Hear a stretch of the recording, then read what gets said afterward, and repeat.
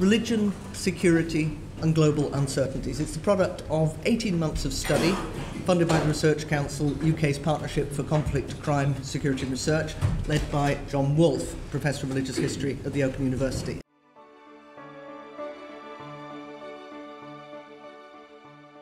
It's a great pleasure to have everyone here today and to host this event. I also wanted to engage deeply in this piece of research because I think politicians generally, and speaking for myself now, often do not understand the interaction between religion and all the different dimensions to different religions, with the different social contexts that people find themselves in. And I'm always disappointed by the way that any narrative when looking at religion and security is very simplistic and doesn't do justice to all the factors that exist on the ground.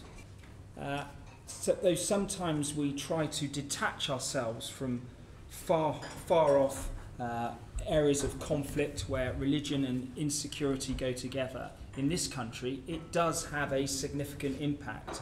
The relationships through the internet, through communications generally, through family bonds, mean that we have to take these issues very seriously. And it's a privilege to be able to support and enable this to happen in a small way today.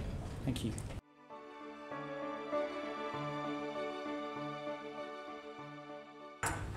Irish poet and Nobel laureate Seamus Heaney, a man no stranger to the complexities of a society riven by religious divides, said in his Nobel acceptance speech in 1995,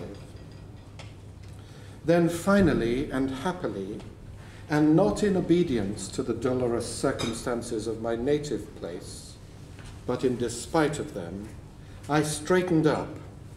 I began a few years ago to try to make space in my reckoning and imagining for the marvellous as well as the murderous." So, ladies and gentlemen, I hope that today you will be able to straighten up and make space in your reckoning and imagining for both the murderous and the marvellous in people.